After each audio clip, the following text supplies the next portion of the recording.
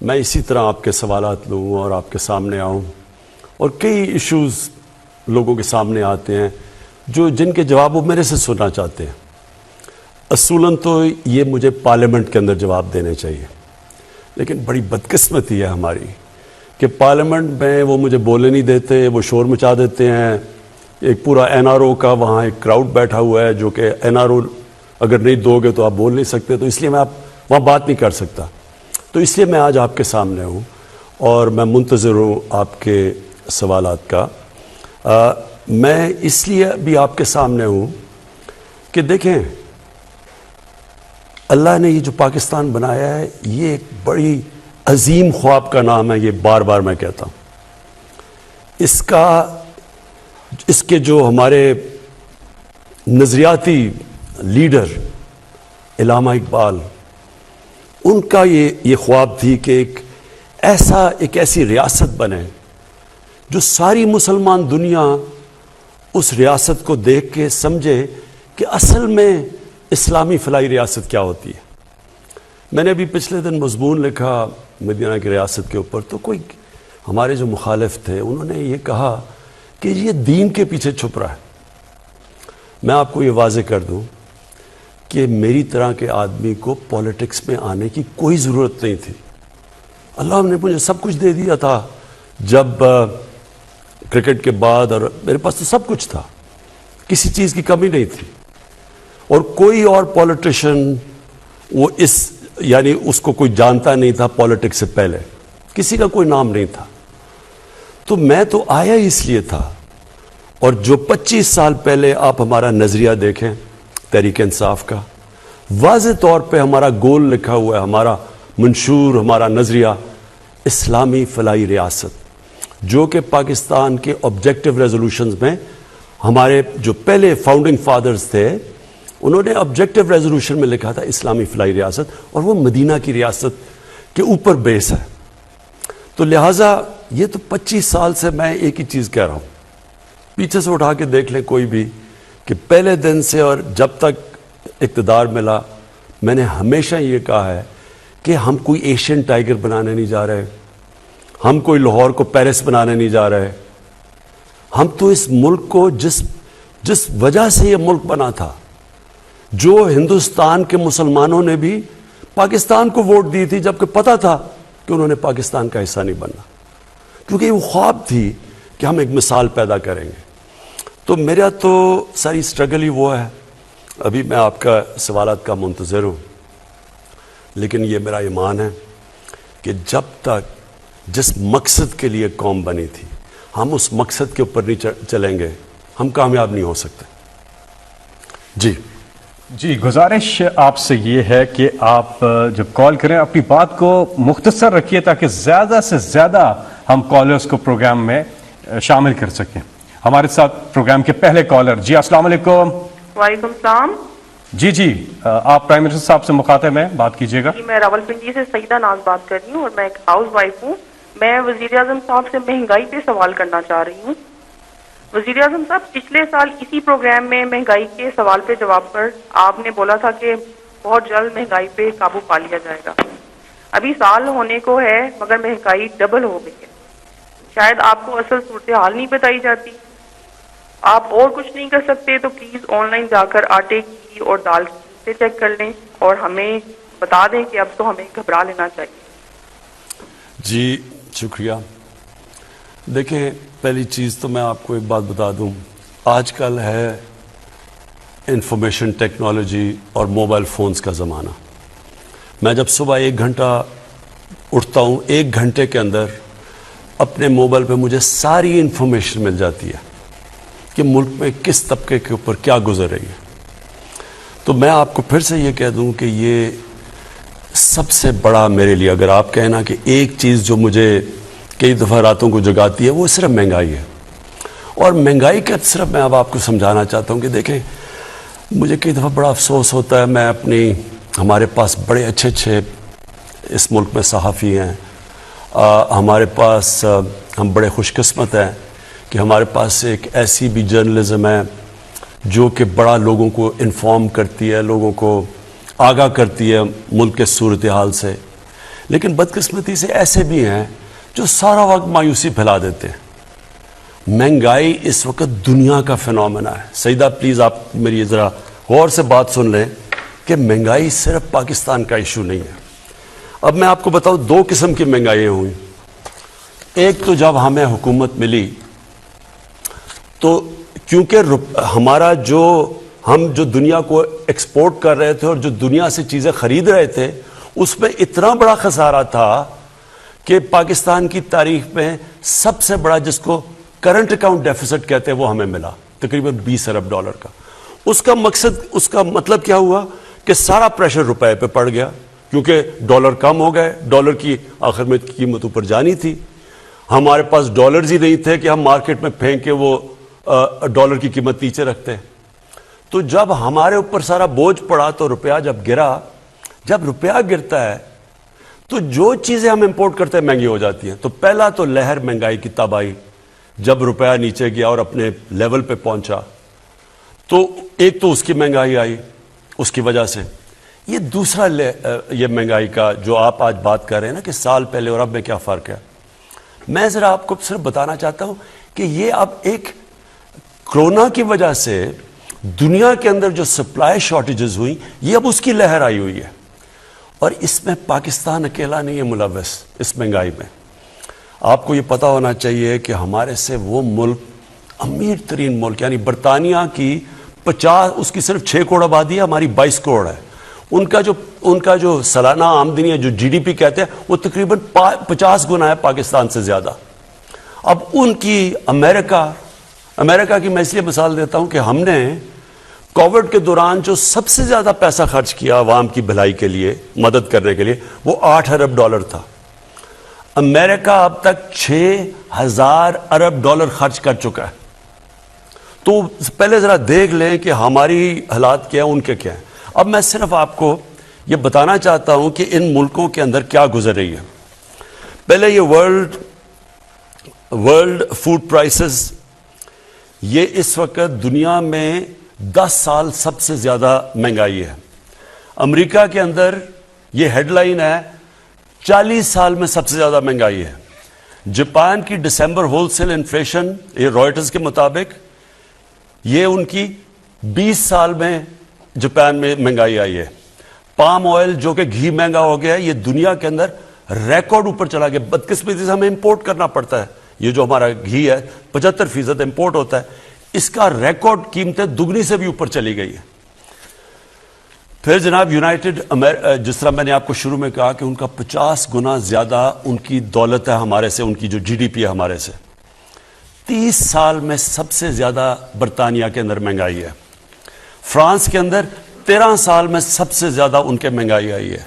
جرمنی کی جو inflation rate ہے وہ 30 سال میں سب سے زیادہ ہے. یورپ, اب سارے یورپ کی بات کر رہی, یہ TRT کی رپورٹ ہے کہ 30 سال میں یورپ میں سب سے زیادہ مہنگائی آئی ہے. یہ صرف ایک چیز اس لیے کیونکہ یہ کھانے کو افیکٹ کرتا ہے, فرٹیلائزر یہ جو کھاد ہے. اس وقت دنیا میں وہ خوف ہی آ گیا کہ کھاد کی کیونکہ کمی ہوئی ہے دنیا میں, اور کیونکہ گیس کم ہو گئی ہے, گیس کی قیمتیں اوپر چلی گئی ہیں, گیس سے کھاد بنتی ہے, کھاد کی کمی ہو گئی ہے. یہ بلومبرگ کہہ رہا ہے جو کہ وہ جو میگزین دنیا میں ساری دنیا میں اکانومیز کے اوپر لکھتی ہے, وہ بلومبرگ کہہ رہا ہے کہ یہ جو گیس کرائسس ہے اس سے آگے کھانے کا بھی کرائسس, یعنی آگے وہ کہہ رہا ہے کیونکہ کھاد کم استعمال ہوئی اور دنیا میں کم ہے تو اس سے کھانا بھی افیکٹ ہوگا. یہاں ایک اور آرٹیکل آیا, میں صرف جلدی آپ کو اس لیے بتا رہا ہوں کہ میں چاہتا ہوں کہ ہمارے بھی میڈیا بیلنس کرے, اعتدال کرے. یعنی کہ اگر وہ کہتے ہیں ہم مہنگائی ہے تو یہ بھی لوگوں کو بتا دیں کہ یہ کیا پاکستان میں صرف مہنگائی ہے یا اس وقت وہ ملک جو ہمارے سے امیر ترین ملک ہیں ان کے اوپر کیا گزر رہی ہے. یہاں کینیڈا کا ذرا سن لیں.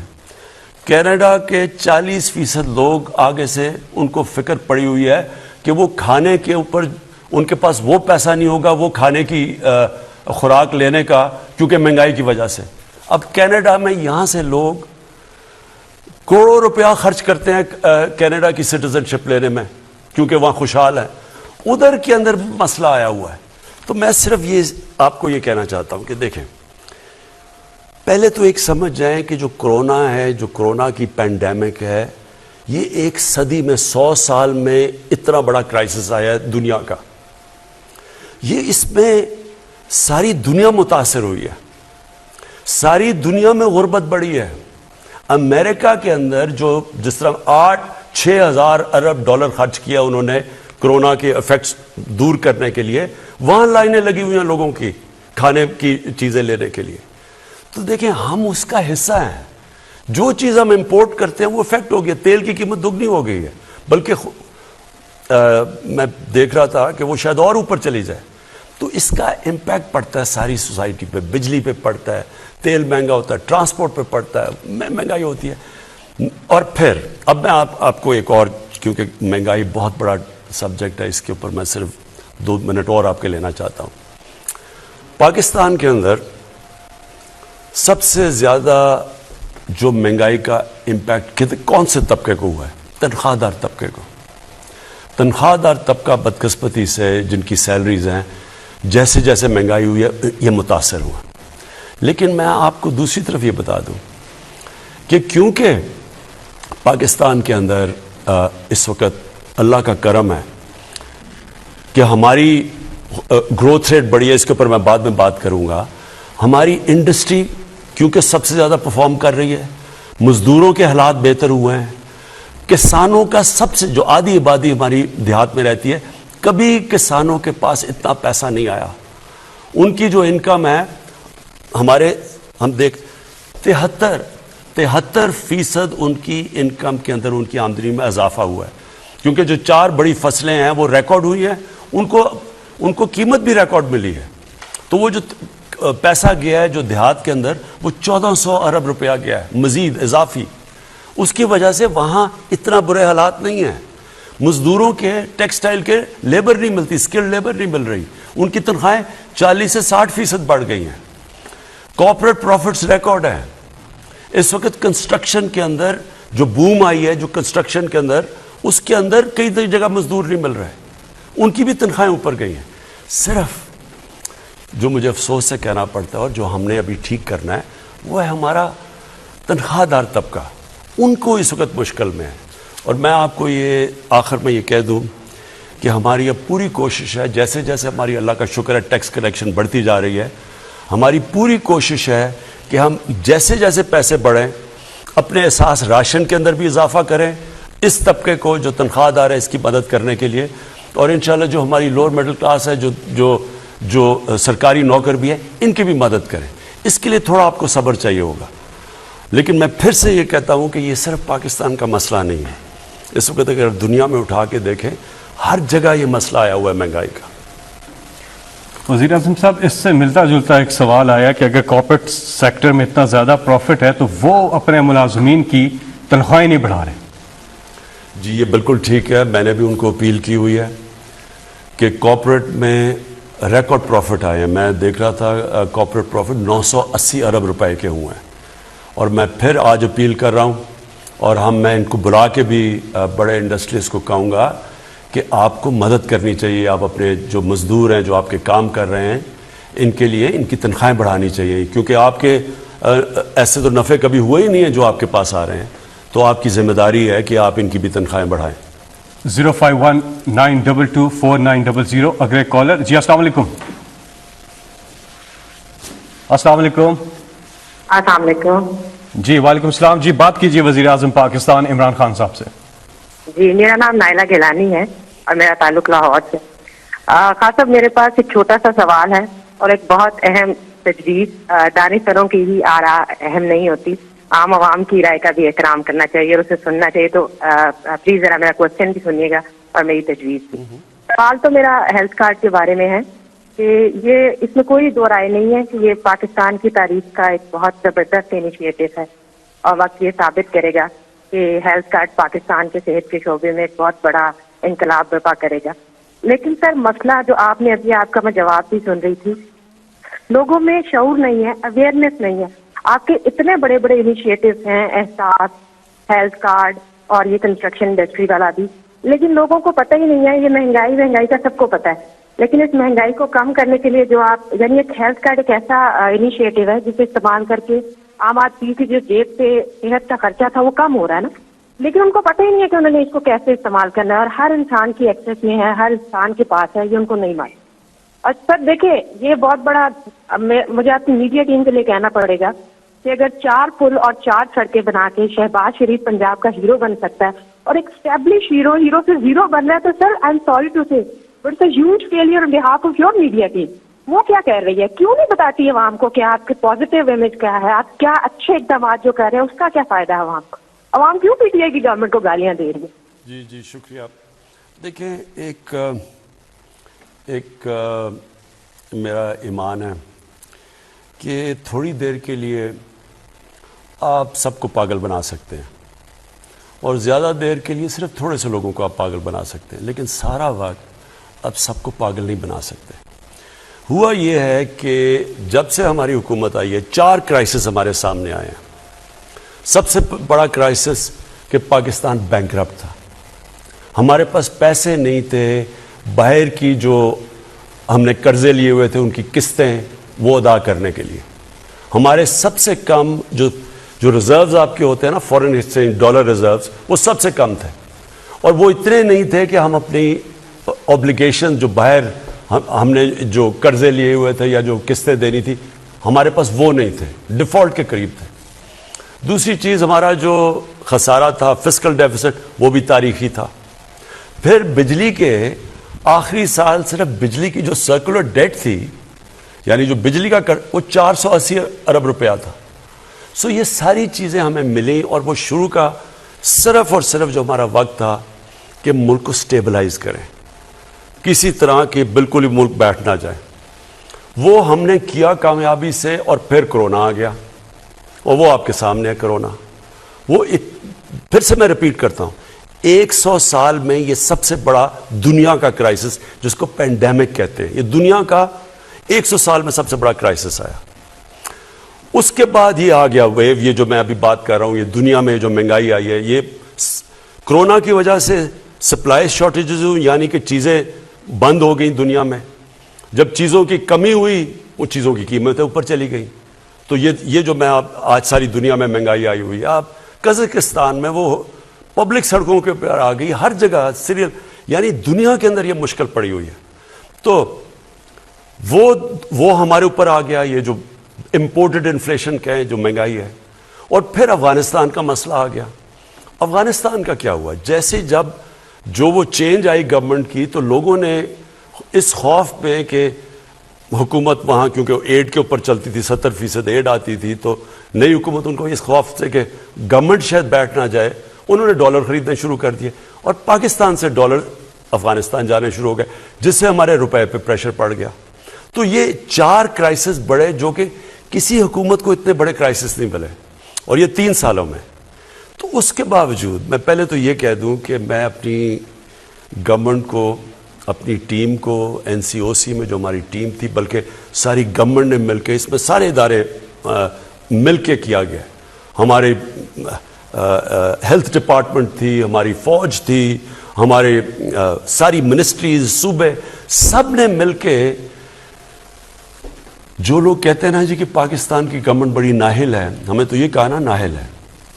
اکانومسٹ میگزین جو کہ دنیا کی ریپیوٹڈ میگزین ہے، اس کے اندر 3 سال میں انہوں نے جو دنیا میں دیکھا کہ کون سی حکومتوں نے سب سے بہتر کرونا کا مقابلہ کیا، مطلب اپنی اکانومی بچا دی اور اپنے لوگوں کو بچایا، ان ٹاپ 3 دفعہ پاکستان کا نام ہے۔ یعنی 3 سالوں میں یا نمبر 1 پہ تھا یا نمبر 2 نمبر 3 پہ، یہ دنیا کی انہوں نے ریکارڈ۔ تو ایک گورنمنٹ اس کرائسس سے بھی نکل گئی، پھر یہ مسئلہ ہے اور اس سے بھی نکل جائے گی جو مہنگائی کا ہے۔ جو ہیلتھ کارڈ پہ میں آپ کو کہوں، دیکھیں ہیلتھ کارڈ یہ میرا انیشیٹو تھا، میں اب سے نہیں، کیونکہ شوکت خان جب میں نے بنایا تو میرا یہ مقصد تھا کہ کینسر سب سے مہنگا علاج ہے، تو اگر میری طرح کے لوگ جب اس وقت آج سے تقریباً 35 سال پہلے جب میری والدہ کو کینسر ہوئی، تو تب تو ہاسپٹل نہیں تھا، تو میں نے سوچا کہ میری فیملی کے لیے اتنا مشکل ہے، میں تو اپنی والدہ کو باہر بھی گیا علاج کروانے، تو عام آدمی کا کیا بنتا ہے، کیونکہ بہت مہنگا علاج ہے۔ तब से मैंने शौकत खानम का सोचा, जो आज अल्लाह का करम है, ये 2 हॉस्पिटल जो बन गए, तीसरा बनने जा रहा है, ये दुनिया में वाहिद है प्राइवेट कैंसर हॉस्पिटल्स हैं जिसमें 70% मरीजों का मुफ्त इलाज होता है। और तभी मैंने सोचा था कि अल्लाह ने कभी मौका दिया तो इस मुल्क में जो सबसे बड़ी नेमत है, वो एक आम आदमी, एक आम घर में जब बीमारी हो और पैसे ना हो, ये एक घर के अंदर सबसे बड़ा अजाब आ जाता है। वो सारी चीज़ें बेच देते हैं, वो कर्जों में चले जाते हैं, सिर्फ कि अब कौन देख रहा है, मेरी माँ या मेरा बाप बीमार है या मेरे बच्चे बीमार हैं, वो सब कुछ लोग दाव पे लगा देते हैं सिर्फ उनका इलाज करवाने के लिए।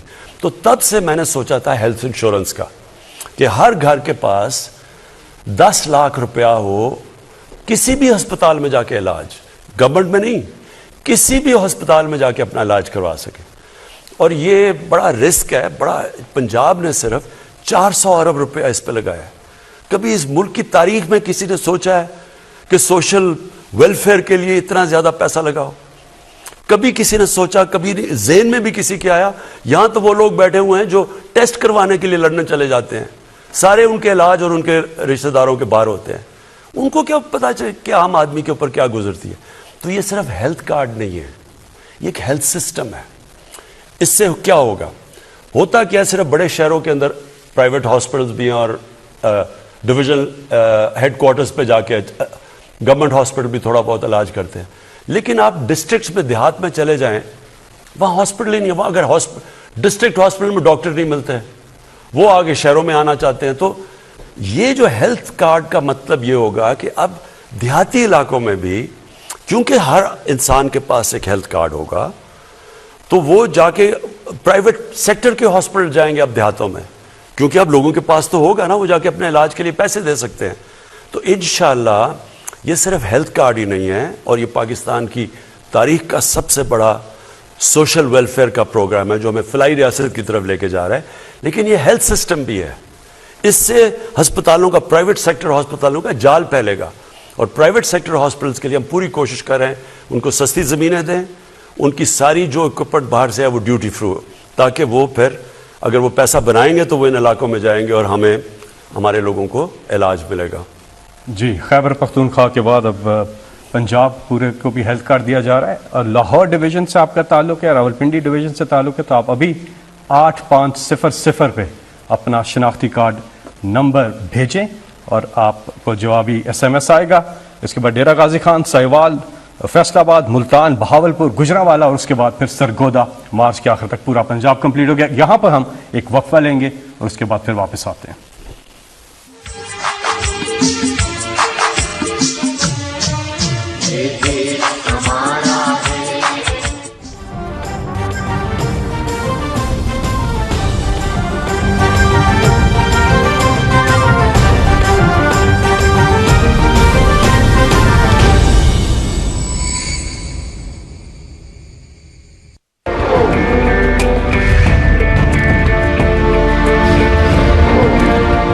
कुदरत ने आपको हर नेमत से नवाजा है।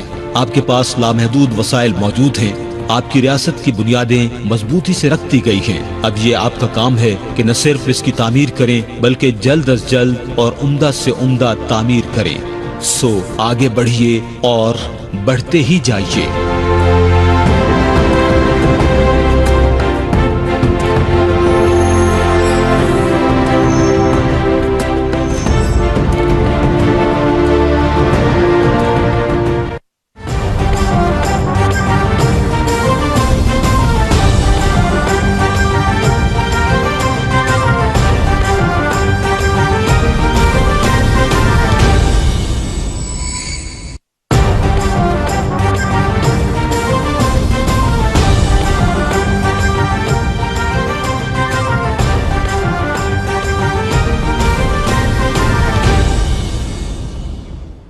अस्सलामुअलैकुम, आप देख रहे हैं पाकिस्तान टेलीविजन न्यूज। मैं हूं सलमा कौसर। नजर डालते हैं अब तक हेडलाइंस पर। आपका वजीर आजम आपके साथ। वजीर आजम इमरान खान से आवाम के बराह रास्त राब्ते का 5वां सेशन। पाकिस्तान को हकीकी फलाही रियासत बनाना अव्वलीन तरजीह है। मेरा ईमान है कि अपने मकसद से जुड़े रहने से कामयाबी हासिल की जा सकती है। वजीर आजम इमरान खान। मुल्क से महंगाई के खात्मे के लिए कोशिशां हैं। आलमी सतह पर कसाद बाजारी के असरात का हमें भी सामना है। कोरोना की गैर मामूली सूरत हाल के बावजूद मुल्क में माशी सरगर्मियों के तसलसल के लिए तमाम मुमकिन इक़दाम कर रहे हैं वज़ीर आज़म इमरान खान। वज़ीर आज़म सिटीजन पोर्टल बना अवाम की आवाज। पोर्टल पर रजिस्टर्ड अफराद की तादाद 34,73,563 हो गई। सिटीजन पोर्टल ने 2,15,000 से ज्यादा शिकायत का अजाला किया। पोर्टल की कारकर्दगी पर मजमूई तौर पर 10 लाख से ज्यादा अफराद का इजहार इत्मीनान।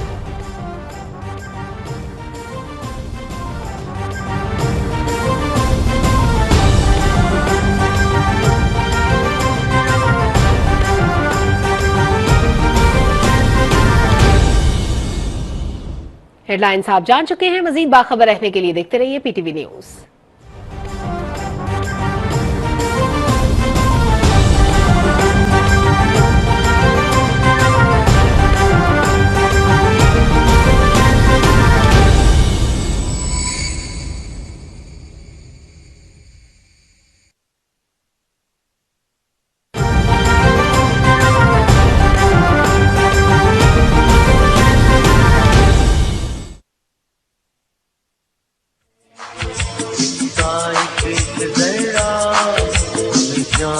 प्यारा है इसका एक जरा एक बार फिर खुश आमदीद। नंबर आपकी स्क्रीन पे भी आ रहा है। वज़ीर आज़म पाकिस्तान से आप बात कर सकते हैं इस नंबर पे 0519224900। अगले कॉलर हमारे साथ हैं कौन? जी अस्सलाम वालेकुम। वालेकुम सलाम जी, कौन साहब कहाँ से और आप मुखातिब हैं वज़ीर आज़म पाकिस्तान इमरान खान साहब से? अदील अशरफ बात कर रहा हूँ बुरे वाला से। मेरा वज़ीर आज़म पाकिस्तान से सवाल ये है कि कोरोना को तकरीबन 2 साल हो गए हैं और कोरोना की वजह से ये हमारे कारोबार जो कैटरिंग, होटल, ये शादी हॉल और ये ट्रांसपोर्ट से वाबस्ता जितने भी लोग हैं ये बेरोजगार हो गए। इनके हालात ये नहीं है, तो मेहरबानी करके इनके लिए कोई रिलीफ दिया जाए, क्योंकि ऐसे लग रहा है कि कोरोना ने आगे और मजीद चलना है। ठीक, देखें, ये फिर से मैं कहूँगा सदी में एक दफ़ा इस तरह का पेंडेमिक आती है और आपके सामने हालात हैं दुनिया के अंदर जो तबाही मचाई है इसने। हम तो उन मुल्कों से हैं जो अल्लाह ने ख़ास करम किया, अपना हमें बचा लिया। लेकिन ये आप बात ठीक कह रहे हैं कि अब ये 5वां वेव आया हुआ है और मैं फिर सबसे ताकीद करूँगा कि आप मास्क ज़रूर पहनें पब्लिक के अंदर, क्योंकि बड़ी तेज़ी से फैलता है ये जो ओमिक्रॉन है, ये जो नया इसकी वेरिएंट आया है कोरोना का। लेकिन मैं ये भी आपको कहूँगा कि हमने कोई अपनी बिजनेसेस बंद नहीं करनी, हमने एहतियात करनी है, लेकिन जो कारोबार है उसको हमने बंद नहीं करना। क्योंकि जो पहले दिन से मेरी ये सोच थी और मैं देख रहा था कि बरतानिया में अब जो मैंने पहले दिन से फैसला किया था कि हमने अपने गरीब तबके को बचाना है और हमने कारोबार पूरा लॉकडाउन नहीं लगाना और हम ये स्मार्ट लॉकडाउन की तरफ आए थे।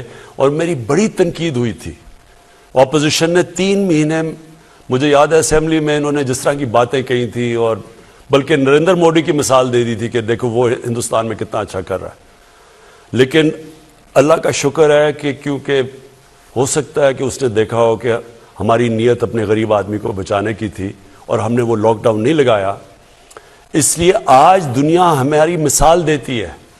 बरतानिया के प्राइम मिनिस्टर ने कहा, हालांकि उनके केसेस हमारे से बहुत तेज़ी से बढ़े हुए हैं, उनकी इस वक्त कोरोना के जो केसेस बरतानिया में पाकिस्तान से छोड़े दुनिया में तेज़ तरीन ऊपर जा रहे हैं, उसके बावजूद वो कह रहा है कि मैंने पूरा लॉकडाउन नहीं लगाना। अब ये अमीर तरीन मुल्क है, वो भी समझ बैठे हैं कि जब आप बंद करेंगे मुल्क को तो सबसे पहले निचला तबका पिसेगा। कोरोना के अंदर जो सबसे ज़्यादा फ़ायदा हुआ है अमीर तरीन लोगों को हुआ है। अमेरिका के जो अमीर तरीन लोग हैं उनका जो आमदनी है वो कई गुना बढ़ चुकी है, लेकिन निचला तबका सारी दुनिया में पिसा है। इसलिए हमने ये बैलेंस करना है, एहतियात करना है। मैं आज भी आप सबको कहूँगा कि मास्क पहन के पब्लिक में जाएं ताकि हमारे हॉस्पिटलों के ऊपर प्रेशर ना पड़े। ابھی تک اللہ کا کرم ہے کہ کوئی ایسا پریشر نہیں ہے، لیکن جتنا آپ احتیاط کریں گے وہ ہمارے لیے آسانی ہو جائے گی، اور انشاءاللہ یہ جو 5واں ویو آیا ہوا ہے کووڈ کا، یہ بھی اس سے بھی ہم نکل جائیں گے۔ جی السلام علیکم۔ جی وعلیکم السلام۔ جی کون صاحب کہاں سے آپ مخاطب ہیں؟ ملک اختر شباب عروج چکوال سے۔ جی جی تو میرا سر آج سوال یہ ہے کہ آج کل ہر طرف سوشل میڈیا پہ، پرنٹ میڈیا پہ ایک ہی خبریں چل رہی ہیں، کبھی کہتے ہیں ایمرجنسی لگ رہی ہے ملک میں، کبھی کہتے ہیں صدارتی نظام آ رہا ہے، اس کی بھی خبریں بھی چل رہی ہیں، میڈیا پہ بھی بحث ہو رہی ہے۔ تو میرا سوال یہ ہے کہ کیا خان صاحب آپ بھی صدارتی نظام چاہتے ہیں یا محض یہ ایک پراپگنڈا ہے؟ دیکھیں ملک صاحب، آپ کو پتہ نہیں یاد ہے، لوگوں نے پتہ نہیں، میرا جو پہلی دفعہ جب میں پرائم منسٹر بنا تو میں نے قوم سے خطاب کیا، تو میں نے قوم کو ایک چیز کہی تھی کہ آپ کو بڑا شور ملے گا اور ساری جگہ سے آوازیں آئیں گی کہ ملک تباہ ہو گیا، یہ ہو گیا، نااہل ہے، یہ ختم ہو گیا، کیونکہ میں نے تب آپ کو کہا تھا سب کو کہ ہم نے کوئی مفاہمت نہیں کرنی، کوئی کمپرومائز نہیں کرنی۔ اس ملک کے وہ جو بڑے بڑے ڈاکو ہیں، میں واضح کرتا ہوں، یہ چور نہیں ہے، یہ ڈاکو ہے۔ میں 30 سال میں پولیٹکس میں آیا ان کے خلاف تھا، نہیں تو میں پھر سے کہتا ہوں، جس آدمی کو اللہ نے سب کچھ دیا ہے اس کو کیا ضرورت پڑی تھی کہ اپنی زندگی ساری لگائے، اپنا گھر بار سارا کچھ لگا کے ایک گھٹیا لوگوں سے ہر روز برے بھلی گالیاں سنیں۔ لیکن میں اس کو جہاد سمجھتا ہوں، تو میں نے شروع میں کہا تھا کہ جب بھی، کیونکہ میں نے ان سے کوئی مفاہمت نہیں کرنی، انہوں نے مجھے بلیک میل کرنا کہ کسی طرح ہمیں NRO دے دو، جو جنرل مشرف نے اس ملک کے اوپر سب سے مارشل لاء سے زیادہ اس نے ظلم کیا تھا ان 2 بڑے گھرانوں کو NRO دے کے، یعنی ان کی چوری معاف کر کے، اور اس قوم نے جو قیمت اٹھائی ہو اس کی ہم آج بھگت رہے ہیں کہ آدھا پیسہ جو ہم اکٹھا کرتے ہیں ٹیکس سے، وہ آدھا پیسہ چلا جاتا ہے ان کے لیے ہوئے قرضوں کی قسطوں کے اوپر۔ تو ملک چلائیں کیسے کہ لوگوں کے کیسے تعلیم دیں، صحت دیں، سٹرکچر ٹھیک کریں، کیسے کریں، جبکہ آدھا پیسہ ان قرضوں پہ جاتا ہے، قسطوں پہ جو انہوں نے لیے ہوئے ہیں۔ اور انہوں نے جس طرح بے دردی سے 10 سالوں میں، کیونکہ ان کو NRO مل گیا تھا، اپنا نیب ان کا بٹھا دیا، جس طرح انہوں نے اس ملک سے کیا ہے، یہ اب مجھے بلیک میل کرنے کی کوشش کر رہے تھے کہ جی اب چلیں ہم اس کو بلیک میل کریں گے، اس کو شاید کرسی اتنی پسند ہے کہ یہ بھی آخر میں جا کے جنرل مشرف ہی کہے گا اچھا جی میں آپ سے NRO کے نام پہ میں آپ سے سمجھوتا کر دیتا ہوں، اپنے پیسے رکھ لو۔ اب میں اس کو سمجھتا ہوں کہ یہ ملک کی سب سے بڑی غداری ہے اگر میں یہ کروں گا، اور اس لیے یہ افراتفری پھیلائی ہوئی ہے، جو ٹی وی پہ آتا ہے جو تباہ ہو گیا ملک میں یہ ہو گیا، غربت بڑھ گئی۔ میں ذرا آپ کے سامنے پہلے یہ ذرا رکھتا ہوں نا، انہوں نے کہا کہ غربت بڑھ گئی ہے، یہ میرے پاس ورلڈ بینک کی فگرز ہیں، یہ چلیں ہم تو کہیں گے تو لوگ کہیں گے یہ ٹھیک نہیں، ورلڈ بینک تو ہمارے سے نہیں آرڈرز لیتا نا۔ ورلڈ بینک کی فگر ہے کہ 4 کیٹیگریز انہوں نے بنائی کہ 4 کلاسز ہیں کہ اگر آپ ڈالر کی 5.5 پر کیپٹا دیکھیں تو اس کے اندر کتنی غربت ہے، پھر 3.2 پر کیپٹا اس کے اندر کتنی غربت ہے، 1.9 پر کیپٹا تو اس کی کتنی ہے۔ تو انہوں نے 4 کیٹیگری رکھی ہیں، چاروں کیٹیگریز میں ورلڈ بینک کہتا ہے کہ چاروں کیٹیگریز میں غربت کم ہوئی ہے۔ پہلے میں 0.6% کم ہوئی، دوسرے میں 1.4% کم ہوئی غربت، تیسرے میں 2.9% کم ہوئی، اور آخری میں 0.6% کم ہوئی۔ اس کا مطلب کہ ہمارے دور میں تو غربت کم ہوئی ہے۔ تو آپ اگر یہ دیکھیں، ان کا شور دیکھیں تو لگتا ہے کہ ملک تباہ ہو گیا۔ اب یہ دوسری چیز میں آپ کے سامنے رکھنا چاہتا ہوں کہ ورلڈ بینک نے ایک اور چیز کہی، ابھی انہوں نے ورلڈ بینک نے پاکستان کی خود ویریفائی کر کے انہوں نے فگرز لگائی ہے کہ پاکستان میں جو دولت میں اضافہ ہوا ہے، یعنی جی ڈی پی میں اضافہ ہوا ہے، سالانہ جی ڈی پی میں، سالانہ دولت میں جو اضافہ ہوا ہے وہ 5.37% ہے۔ اب 5.37% جب کرونا کا مقابلہ کر رہا ہے ملک، جو ساری دنیا میں، ہندوستان میں تو نیگیٹو میں گئی ہے ان کی گروتھ ریٹ، تو ادھر جب پاکستان کا اضافہ ہوا ہے تو یہ کیسے کہہ رہے ہیں کہ غربت بھی بڑھ گئی، ملک بھی تباہ ہو گیا؟ ایک اکانومسٹ کی آ گئی ہے کہ جو ٹاپ 3 ملک ہیں جس نے سب سے بہترین طریقے سے، یعنی اہلیت تھی اتنے بڑے کرائسس کا مقابلہ کرنے کے لیے، اور دوسری طرف ورلڈ بینک کہہ رہا ہے کہ یہ 5.37% ہماری اکانومی بڑی ہے. تو میں آپ سوال پوچھتا ہوں کہ یہ کدھر سے تباہی آ گئی؟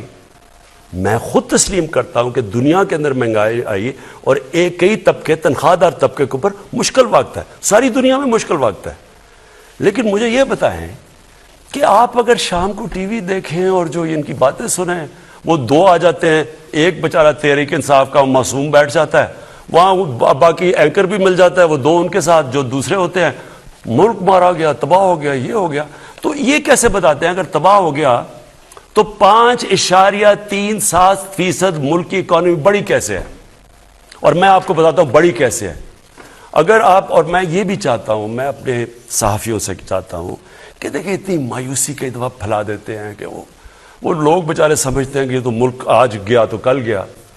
یہ ملک اس وقت دنیا میں مثال دی جا رہی ہے جو سب سے بہتر نکلا ہے کرونا سے. اور یہ آپ ذرا سنیں کدھر کدھر فائدہ ہوا ہے ہم نے پالیسیز بنائی. سب سے پہلے کنسٹرکشن، پاکستان کی کنسٹرکشن انڈسٹری کے اندر جو بوم آئی ہوئی ہے وہ میں آپ کو بتاؤں. انہوں نے کہا نا کہ جی، مجھے کہتے تھے کہ جی انہوں نے کہا ہم گھر بنائیں گے اور یہ کریں گے اور ہم عام لوگوں کے لیے موقع دیں گے گھر بنانے کا. آپ ذرا یہ سنیں، اور یہ ساری جو میں آپ کو اعداد و شمار دے رہا ہوں یہ آپ اپنے موبائل سے چیک کر سکتے ہیں، یہ پوچھ سکتے ہیں. سب سے پہلے جی جو بینکوں کے اندر، یہ پہلی دفعہ پاکستان میں ہو رہا ہے کہ بینک چھوٹے لوگوں کو قرضے دے رہے ہیں گھر خریدنے کے لیے، اور اس کے لیے ہمیں بڑی محنت کرنی پڑی. وہ ایک ہوتا ہے فورکلوجر لا، وہ ہم نے جا کے اس کو عدالت میں لڑنا پڑا اور بڑی دیر سے 30 سالوں سے پھنسا ہوا تھا جو ہم نے کروایا. تو آج صرف پہلے یہ دیکھ لیں کہ 290 ارب کے لوگوں نے قرضے مانگے ہیں بینک سے. یہ کبھی پاکستان کی تاریخ میں نہیں ہوا. اس میں سے 123 جو اپلیکیشنز ہیں وہ بینکوں نے اپروو کر دی ہیں، پرائیویٹ بینکس ہیں.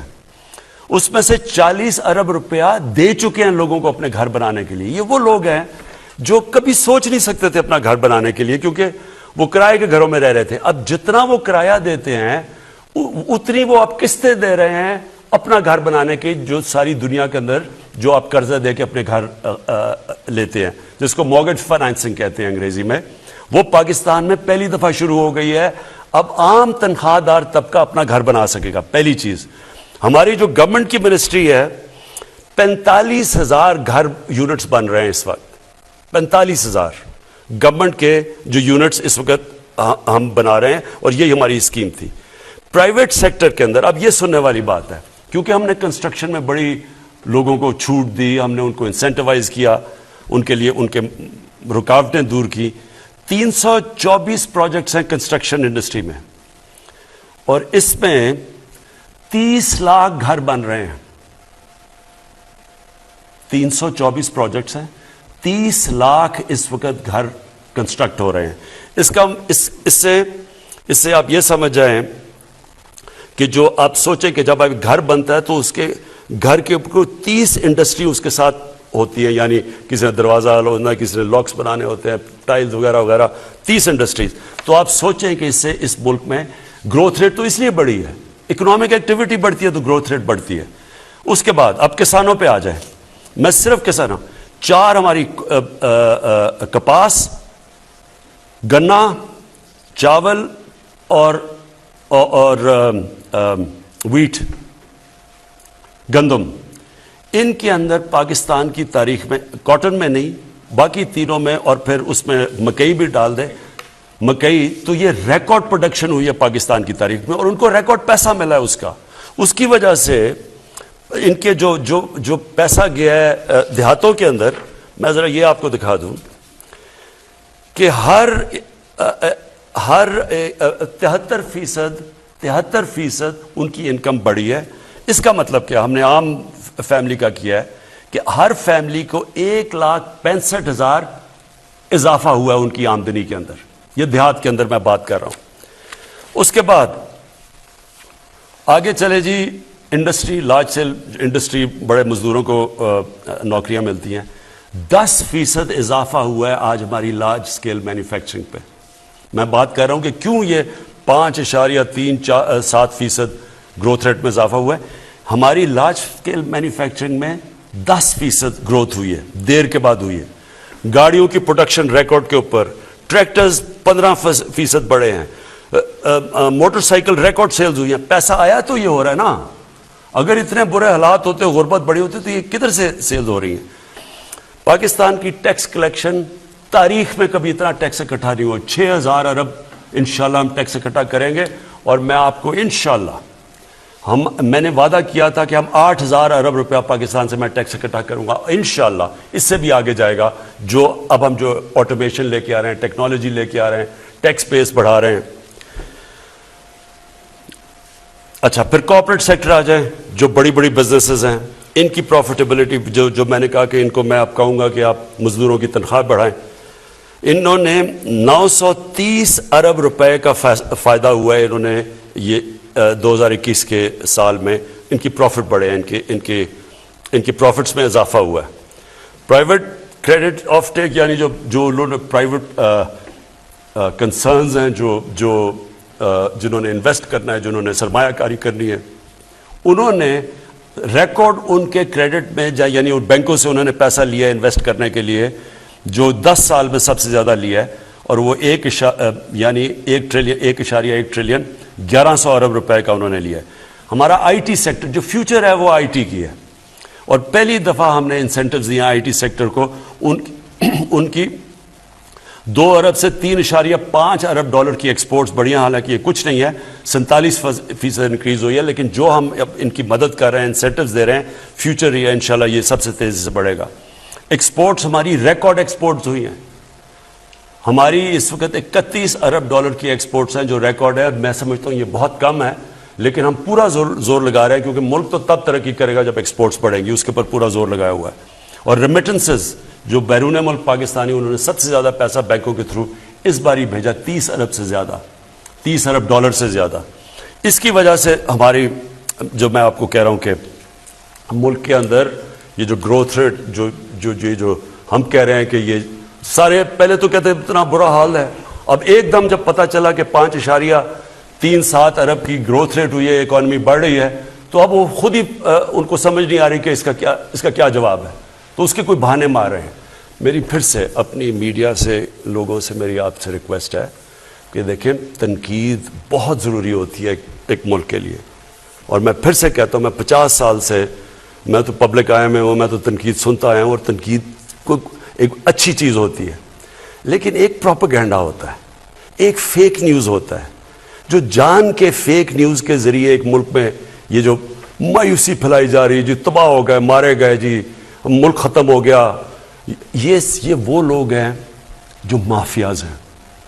میں پھر سے اپنی قوم کو بتانا چاہتا ہوں, ہمارا مقابلہ مافیاز سے ہے.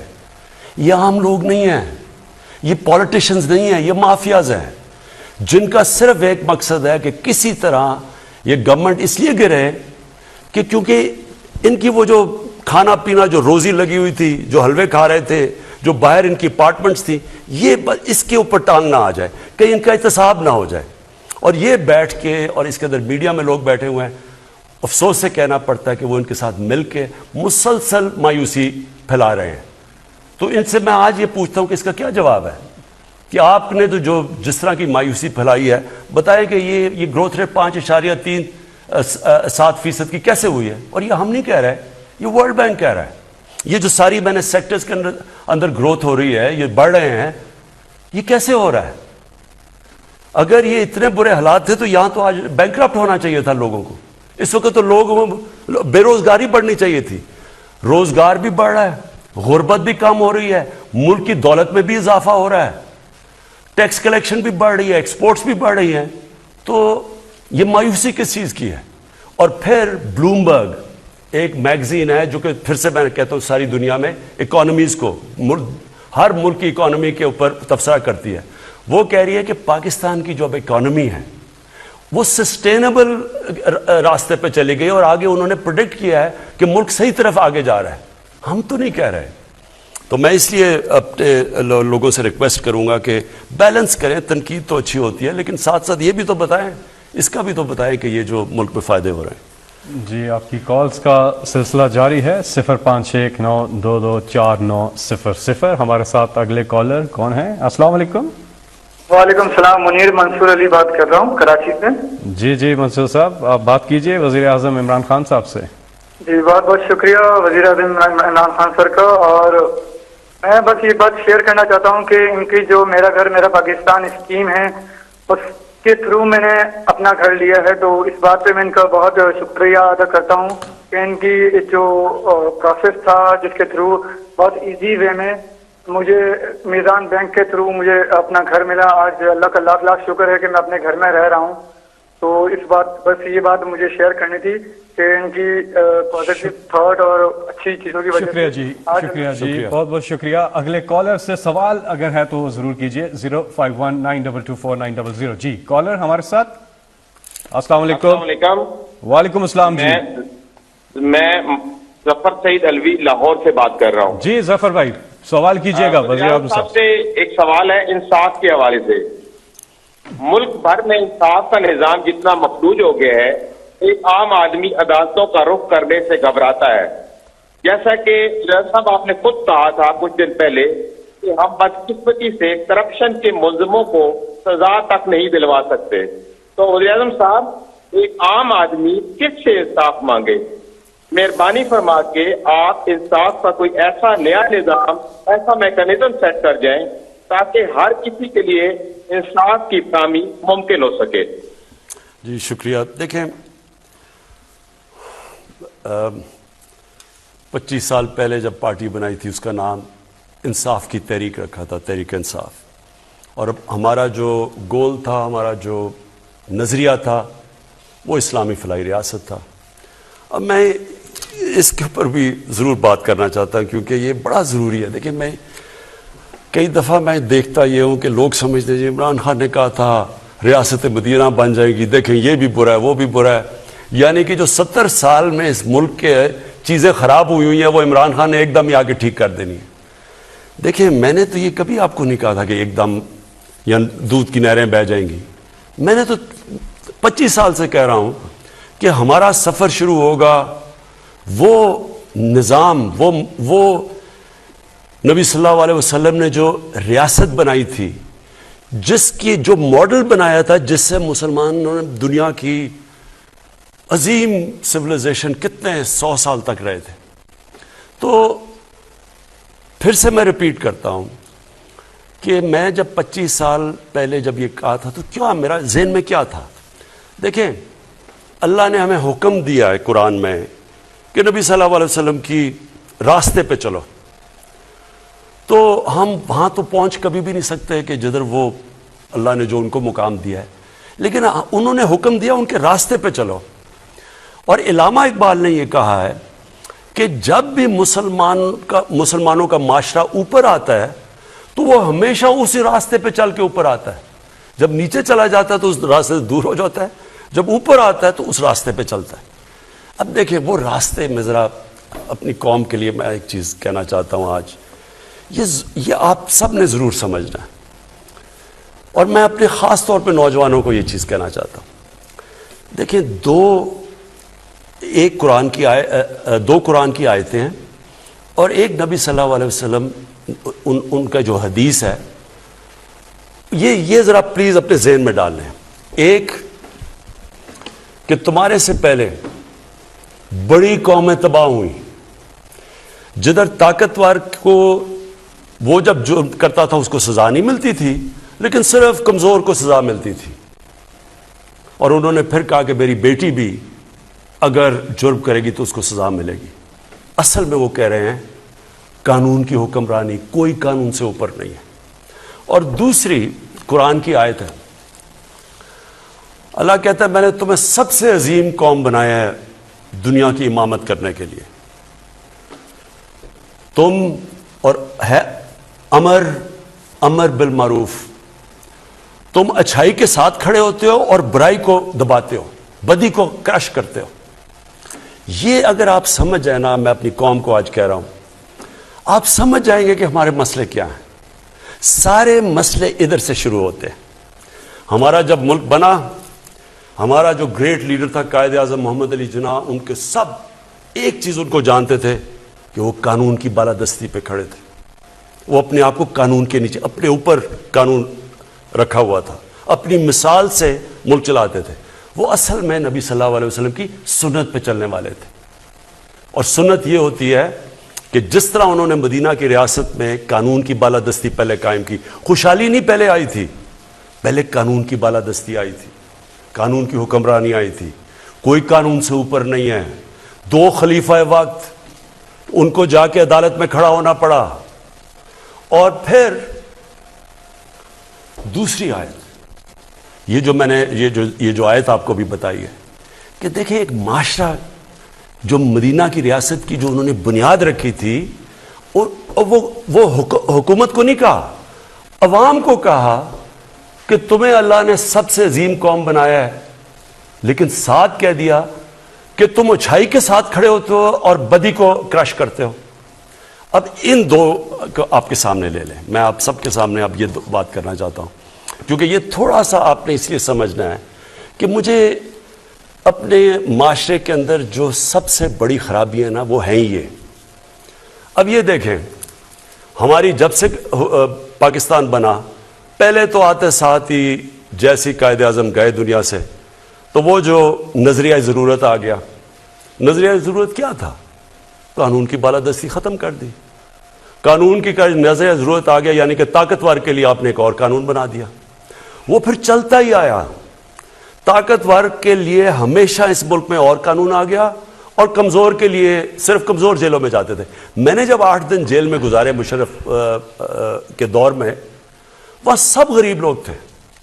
اور آج بھی آپ جیلوں میں چلے جائیں, آپ کو کوئی طاقتور ڈاکو نہیں ملے گا, غریب لوگ ہیں.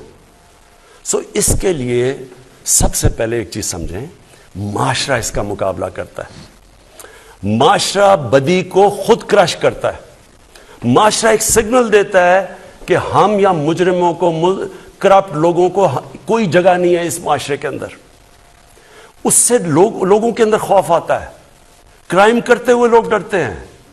اگر آپ مجرموں کو, ایک آدمی ہے جھوٹ بول کے, عدالت اس کو مجرم قرار دیتی ہے, اربوں روپے کی پراپرٹیز لندن, پہلے اپنے بچے باہر بھگا دیے. کہیں سنا دنیا کے اندر کہ 3 دفعہ پرائم منسٹر کے بچے باہر بٹھا دیے اور اربوں روپے کی پراپرٹیز پہ رہ رہے ہیں, اور وہ کہتے ہیں جی اس سے پوچھو, وہ کہتے ہیں جی مجھے نہیں پتا, میرے بچے باہر چلے گئے. دوسرا جو اپوزیشن لیڈر ہے, اس نے اپنے بیٹے کو باہر بھجوا دیا ہے, اپنے دماد کو باہر, اور اس کا دماد اور ان کے بیٹے ان کے نون لیگ کے دور میں باہر بھاگے تھے, اور اسحاق ڈار باہر بھاگا تھا. ہمارے دور میں نہیں بھاگے تھے. کس چیز سے ڈر رہے تھے؟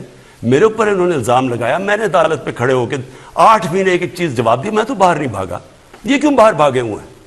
اب جب یہ باہر بھاگے ہوئے ہیں اور ہم ان کو معاشرہ ایسے ٹریٹ کر رہا ہے کہ یہ جیسے کوئی بڑے پولیٹیشین ہے, یہ کوئی بہت بڑا کوئی ڈیموکریٹ ہے. اگر معاشرہ ان کو سگنل یہ دے گا کہ اس میں کوئی برائی نہیں ہے, تو چوری میں پھر کیا برائی ہے؟ پھر اگلی بات کریں, میں کام کیوں کروں, میں کیوں محنت کروں, پڑھائی کروں, محنت کروں, صبح سے 8-9 گھنٹے کام کروں, محنت کر کے پیسے کماؤں, اور دوسرا آدمی قبضہ کر کے کسی کا گھر, کسی کی زمین, طاقتور اربوں روپے, اربوں پتی بن جائے. کبھی آپ نے سنا ہے امریکہ کے اندر کوئی قبضہ گروپ؟ کبھی انگلینڈ میں قبضہ گروپ سنا ہے؟ کبھی یورپ میں سنا ہے قبضہ گروپ؟ قبضہ گروپ کیا ہے؟ طاقتور کمزور کے اوپر, بیچاری بیوہ ہوتی ہے اس کے قبضہ کر لیا, کمزوروں کے اوپر قبضے کر لیتے ہیں. تو یہ قانون کی بالادستی نہ ہونے سے ہے. مجھے کہتے ہیں جی شہباز شریف آپ اس سے اپوزیشن لیڈر ہے جناب, آپ اس سے ملتے نہیں ہیں, ہاتھ نہیں ملاتے ہیں, اس سے بیٹھتے نہیں ہیں. میں اس کو اپوزیشن لیڈر نہیں سمجھتا, میں اس کو قوم کا مجرم سمجھتا ہوں. اپوزیشن لیڈر کا بہت بڑا رتبہ ہوتا ہے ایک ملک میں. 1.5-2 گھنٹے کی یہ تقریریں کرتا ہے پارلیمنٹ میں کھڑے ہو کے. تقریر نہیں ہوتی, زیادہ تر جاب اپلیکیشن ہوتا ہے, لیکن 1.5 گھنٹہ لیتا ہے وہاں. ابھی تک یہ نہیں جواب دے سکا کہ جو اس کے بیٹے کا رمضان شوگر مل ہے, ایک نام اس کا کیا نام تھا اس کا, مقصود چپڑاسی. مقصود چپڑاسی ایک چپڑاسی کے اکاؤنٹ میں 400 کروڑ روپیہ کیسے آ گیا؟ 1600 کروڑ روپیہ، 16 ارب روپیہ نوکروں کے نام پہ کیسے آ گیا؟ جب وہ انتقامی کاروائی ہو گئی، کبھی ایڈجرنمنٹ لے لیتے ہیں. میں تو عدلیہ سے اپنے کہتا ہوں کہ خدا کے واسطے اس ملک پہ رحم کریں، ڈے ٹو ڈے ہیئرنگ کر کے اس کا مسئلہ حل کریں. ہماری ڈیموکریسی ختم ہو رہی ہے کہ ایک آدمی نے جواب دینا ہے. نیب میں اس نے 8 ارب روپے کا جواب دینا ہے، جدھر ٹی ٹیز لگی ہوئی، جی پیسے کدھر سے آ رہے ہیں؟ وہ کوئی چینی والا ہے، کوئی پتہ نہیں فلودہ والا ہے، جو کبھی ملک سے باہر نہیں گئے، وہ باہر سے کروڑوں روپے ان کو بھیج رہے ہیں. کوئی جواب دینے والا نہیں ہے. ہمیں کہے جی میرے، اچھا اس سے پوچھے جی بیٹے کا، اور جی بیٹے کو باہر بھجوا دیا اس سے جی جا کے پوچھیں. یہ کون سی جمہوریت میں ہوتا ہے؟ یہ کون سے مہذب معاشرے میں ایسے ہوتا ہے؟ اور مجھے کہتے ہیں جی اس کو اپوزیشن لیڈر عمران خان ملتا نہیں ہے. میں اگر اس کو ملتا ہوں تو میں اس کا مطلب کہ جرم میں کوئی بری چیز ہی نہیں ہے. میں اپنے معاشرے کو زیادہ نقصان پہنچا رہا ہوں. اگر معاشرے کے اندر آپ نے تباہ کرنا ہے تو ایٹم بم سے نہیں تباہ ہوتا، آپ اس کی اخلاقیات ختم کر دیں. نبی صلی اللہ علیہ وسلم نے واضح کر دیا ہے، تمہارے سے پہلے بڑی قومیں تباہ ہوئی، جدھر طاقتور چور کو آپ کچھ نہ کریں اور چھوٹے چھوٹے چوروں کو بیچاروں کو جیلوں میں ڈال دیں. اس لیے میری قوم کو 2 چیزیں میں کہنا چاہتا ہوں. آپ نے اگر دیکھنی ہے کہ خوشحال معاشرے، میں نے ساری زندگی ساری دنیا میں ٹریول کیا کرکٹ کی وجہ سے، میں نے دنیا کے نظام دیکھے ہوئے ہیں. سوئٹزرلینڈ کچھ نہیں ہے وہاں سوائے گائے بھینسیں اور پہاڑ ہیں. گائے بھینسیں نہیں، گائے اور پہاڑ ہیں. سب سے خوشحال علاقہ ہے دنیا کے اندر. آپ کیوں ہیں خوشحال؟ ورلڈ بینک کا ایک انڈیکس ہے جس کو کہتے ہیں رول آف لا انڈیکس، یعنی کدھر قانون انصاف سب سے زیادہ ہے. سوئٹزرلینڈ میں تقریباً 100% ہے. مسلمان ملکوں کسی کا 7% ہے، کسی کا 8% ہے، کسی کا 15% ہے. ہم جو اس عظیم شخصیت کے امتی ہیں، ہم امتی کا یہ حال ہے کہ ہم انصاف نہیں قائم کر سکتے. اور انہوں نے جس عظیم شخص نے کہا ہوا کہ تمہاری قوم برباد ہو جائے گی اگر طاقتور کو نہیں تم پکڑو گے، اور وہ ملک جو نبی صلی اللہ علیہ وسلم کے امتی نہیں ہے لیکن وہ ان کی سنت پہ چلتے ہیں، اور وہ رحمت العالمین ہے، سب انسانوں کے لیے وہ پیغام لے کے آئے تھے. تو اس کا مطلب کہ جو بھی انسان انسانی معاشرہ ان کے پیغام پہ چلے گا، وہ اس کو فائدہ، اللہ کی برکت آئے گی اس پہ. جو بھی آج آپ دنیا میں اٹھا کے دیکھ لیں جو امیر ملک ہیں، ان ساروں کے اندر آپ یہ دیکھیں گے کہ وہاں قانون کی بالادستی ہے. وہاں بڑے بڑے ڈاکوؤں کو اس طرح پھول نہیں پھینکا کرتے ان کے اوپر. صحافی کہہ رہے ہیں جی وہ مجرم باہر لندن میں، اس سے جی تقریر کرنے کا موقع دے. صحافی کہہ رہے ہیں، سینئر صحافی، تو پھر جیل بھی کھول دیں. مجھے یہ بتائیں جیلوں میں وہ بیچارے غریبوں کا کیا قصور ہے؟ ان کو تو بیچارے وہ جب جیل میں جاتے ہیں ان کے بیوی بچوں کو کھلانا پلانے کا نہیں ہوتا، تو ان کا کیا بنے گا؟ تو اس لیے اگر آپ نے یہ کرنا ہے کہ اس پریویلیج کلاس بنا دینی ہے، وہ قانون کے اوپر ہے، اور عمران خان جی بہت برا ہے، دیکھیں جی وہ ملک کو ساتھ نہیں لے کے چل رہا. میں سب کو ساتھ لے کے چلنے کے لیے تیار ہوں، جو بھی ہو. یعنی جس کا نظریہ میرے سے نہیں ملتا مجھے کوئی فرق نہیں پڑتا، میں سب سے بات کرنے کے لیے تیار ہوں. اور ڈیموکریسی کا مطلب ہی ہے، پی ٹی ایم ہے، ٹی ایل پی ہے، جو بھی ہے دنیا میں، بلوچ ہے جو خوش نہیں ہے، سب سے بات کرنے کے لیے تیار ہوں. لیکن مجرموں سے میں اگر جس دن میں ان کو این آر او دوں گا، ان سے مفاہمت کروں گا، میں اس ملک سے اور اللہ سے غداری کروں گا. آج اگر آپ نے دیکھنا ہے یہ جو کامیاب معاشرے ہیں، سنگاپور جو ہمارے سامنے اوپر کہاں سے کہاں پہنچ گیا، جیسے ہی ان کا وزیر پکڑا گیا کرپشن پہ، اس نے خودکشی کر لی، کیونکہ اسے پتا تھا معاشرے پہ اب میرا کوئی جگہ نہیں ہے. امریکہ کے اندر ایک برنی میڈوف تھا، اس نے بہت بڑا معاشرے کے اندر اس کا نام تھا. اس کا جب فراڈ پکڑا گیا، بیٹے نے خودکشی کر لی، بیوی نے طلاق دے دی، اور جو دوسرا بیٹا وہ گھر میں ہی رہ گیا اور وہی مر گیا، وہ اس نے نکلا ہی نہیں گھر سے، کیونکہ معاشرے میں جگہ ختم ہو گئی. ہم جب تک، میں تو اپنی پوری کوشش کروں گا لیکن میں اپنی قوم کو پیغام دیتا ہوں، جب تک آپ عشق تو کرتے ہیں نبی صلی اللہ علیہ وسلم سے، جب تک ان کے راستے پہ نہیں چلیں گے، انہوں نے یہ احکامات دیے وہ ان پہ نہیں کھڑے ہوں گے، یہ نہ سمجھے کہ صرف عمران خان آ کے کچھ جادو کا ڈنڈا ہلائے گا اور سارا ملک ٹھیک ہو جائے گا. یہ ایک ہم نے مل کے جدوجہد کرنی ہے. جی آپ کی کالز کا سلسلہ جاری ہے اور ہمیں احساس ہے کہ بہت سے لوگ بیرون ملک سے بھی اور پاکستان سے بھی کوشش کر رہے ہیں کہ ان کی کال ملے. اگر آپ کی کال نہیں ملتی تو میں آپ کو ایک ویب سائٹ بتاتا ہوں. یہ سٹیزن پورٹل کی ویب سائٹ ہے citizenportal.gov.pk. اس پر بھی آپ اپنی شکایت درج کر سکتے ہیں.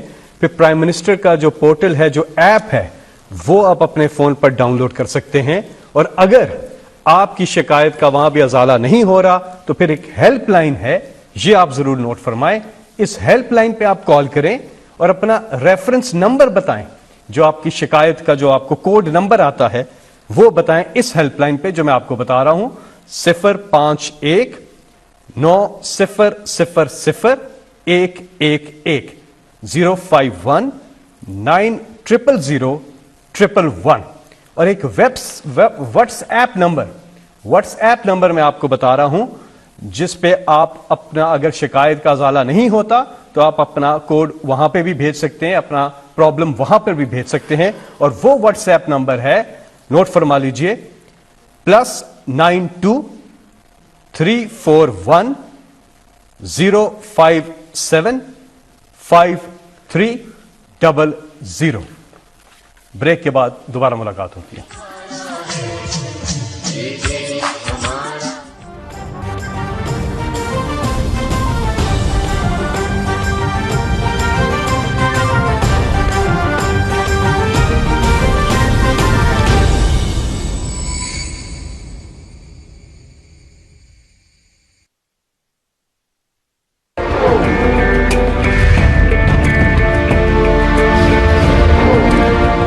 قدرت نے آپ کو ہر نعمت سے نوازا ہے. آپ کے پاس لامحدود وسائل موجود ہیں. آپ کی ریاست کی بنیادیں مضبوطی سے رکھتی گئی ہیں. اب یہ آپ کا کام ہے کہ نہ صرف اس کی تعمیر کریں بلکہ جلد از جلد اور عمدہ سے عمدہ تعمیر کریں. سو آگے بڑھیے اور بڑھتے ہی جائیے.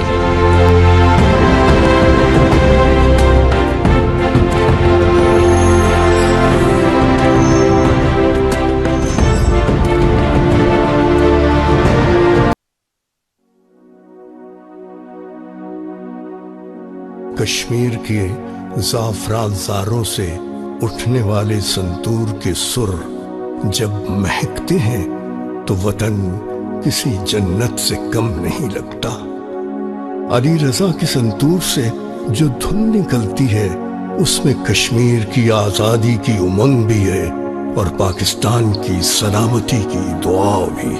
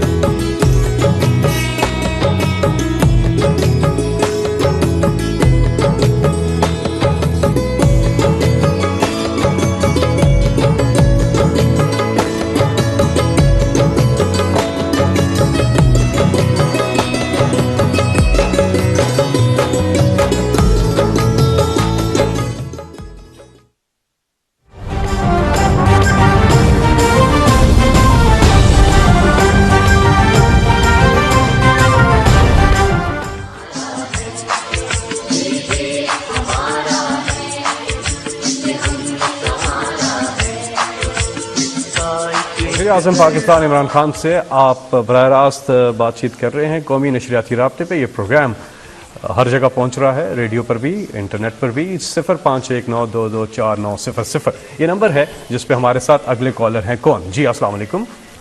وعلیکم السلام. سر میں ڈاکٹر شہناز بات کر رہی ہوں اسلام آباد سے. آپ کا تعلق میرا عمران خان صاحب کا سوال ہے. آپ کا تعلق تحریک انصاف سے ہے, تو میں بھی انصاف ہی سے متعلق سوال کرنا چاہتی ہوں, کیونکہ آپ کی حکومت میں ہمیشہ قانون کی بالا ترجیح.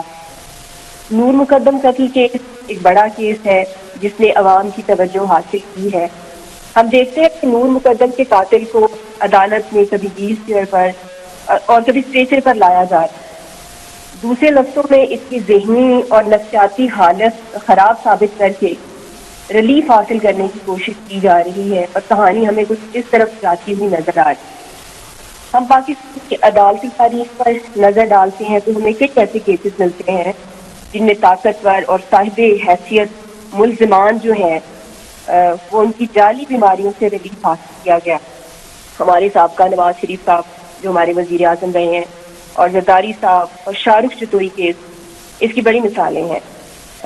میں پوچھنا چاہوں گی ایسا کب تک ہوتا رہے گا, اور اس تمام صورتحال کو حکومتی سطح پر عملی انداز میں کس طرح سے ٹھیک کرنے کی کوشش جو ہے وہ کی جا رہی ہے؟ جی شکریہ جی. دیکھیں اس میں کئی چیزیں ہیں. ایک تو یہ کہ ہمارا جو سارا ملک کے اندر ایک ہم ایکسیپٹ کر بیٹھے ہیں کہ طاقتور جو ہے نا وہ پریولیجڈ ہے, اس کے لیے وہ چوری بھی کرے, ڈاکے مارے, جو بھی کرے, اس کے لیے کوئی خاص پوزیشن ہے. وہ جیل میں بھی جائے گا تو VIP سیلز ہے اس کے لیے. اس کے وہ جب جائے گا عدالت کے اندر تو اپنے پورے چمچے لے کے جائے گا, وہ پھول پھینکیں گے اس کے اوپر. میں آپ کو پھر سے یہ کہتا ہوں کہ میں اس لیے تو میں نے اپنی پارٹی کا نام تحریک انصاف رکھا تھا. یہ ایک چیز ہے, اگر ہم ایک چیز ٹھیک کر دیں, مجھے کوئی کہنا کہ ایک چیز آپ ٹھیک کریں تو ملک ٹھیک ہو جائے گا, قانون کی بالادستی. جس دن ہم طاقتور کو یہ پریولیج, اور میں اکیلا نہیں ہوں نا, بدقسمتی یہ ہے, میں تو کوشش کروں, عدالتیں آزاد ہیں, ان کی بھی ذمہ داری ہے, ہمارے جو ادارے ہیں ان کے اوپر ہم پوری کوشش کریں. مثلا نیب ہے, اب نیب آزاد ہے, لیکن میں اب پوری کوشش کر رہا ہوں کہ نیب کے اندر وائٹ کالر کرائم کی ایکسپرٹیز آئے.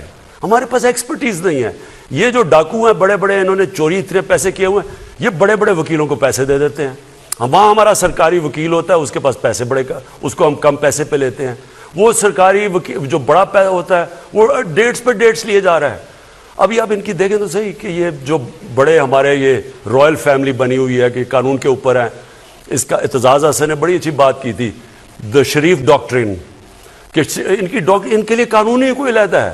یہ ہمیشہ ہی بات جاتے ہیں, یا یہ ججز کو ان کی ماضی, میں اب کی نہیں بات کر رہا, ماضی کے اندر یا یہ ججز کو پیسہ کھلاتے ہیں اور یا پھر ان کو بلیک میل کرتے ہیں, جو مافیا ہے, جس کو جسٹس کھوسا نے کہا تھا سسیلین مافیا. تو انہوں نے اپنے لیے اور طاقت, کیونکہ ان کے لیے ایکسیپشن ہے, باقی بھی یہ کر لیتے ہیں. تو یہ جہاد ہے. یہ میں آپ کو پھر سے کہوں, یہ اللہ کا کام ہے. ابن خلدون کہتا ہے کہ اللہ نے انسان کو زمین پہ بھیجا ہی ایک وجہ سے ہے کہ میری زمین پہ انصاف قائم کرو. تو یہ ہم سب نے مل کے لڑنا ہے, میں اکیلا نہیں ہوں. میری تو جہاد ہے یہ. میں تو صبح اٹھتا ہوں اور کوشش ہوتی ہے کہ یہ میں ہر روز اپنے ملک کے لیے کسی طرح جو اپنا کمزور طبقہ ہے اس کو ہم اس کے ساتھ کھڑے ہوں. اور میں یہ جو آپ نے کیسز بھی بتایا ہیں ان کے اندر میں پرسنل انٹرسٹ لیتا ہوں. میں خود IG سے بات کرتا ہوں, لیکن اصل میں عدلیہ کے اندر بھی چینجز ہے, اور اس میں آپ کو کہوں اسی ہفتے انشاءاللہ ہم کرمنل جسٹس سسٹم میں پہلی دفعہ پاکستان کے 74 سالوں میں اس کے اندر ہم اصلاحات لے کے آ رہے ہیں. اور دوسرا بھی ہم کام کرنے لگے ہیں. میں آپ کو ذرا ایک مثال دیتا ہوں کہ یہاں کیسے طاقتور, صرف پولیٹیشنز ہی نہیں, یہاں کارٹلز بنے ہوئے ہیں, مافیاز بنے ہوئے ہیں, جو کہ سارے مل کے اکٹھے ہو جاتے ہیں. کارٹلز مطلب مونوپلی بنا کے, تو وہ چیزوں کی قیمتیں اوپر کرتے ہیں اور عوام کے اوپر مہنگائی قائم کر دیتے ہیں اور بڑا پیسہ بناتے ہیں. اب اس کے اوپر میں نے سارے جو ریگولیٹرز, یہ میں آپ کو ذرا سمجھا رہا ہوں کہ سسٹم, ریگولیٹر کیا ہوتا ہے. ریگولیٹر وہ ہوتا ہے جس کا کام عوام کے انٹرسٹ کو پروٹیکٹ کرنا ہوتا ہے. ان بڑے بڑی کارٹل سے, یہ جو بڑے بڑی مونوپلیز ہیں, یہ جو اکٹھے ہو کے ذخیرہ اندوزی کر کے اور قیمتیں اوپر کر دیتے ہیں. تو میں نے ریگولیٹرز کو بلایا, میں نے ان سے پوچھا, میں نے کہا مجھے بتاؤ کہ کیا وجہ ہے کہ تم نہیں کر سکتے کنٹرول. اب ذرا میں آپ کو یہ بتاتا ہوں کہ ریگولیٹرز نے مجھے بتایا کیا ہے. انہوں نے یہ بتایا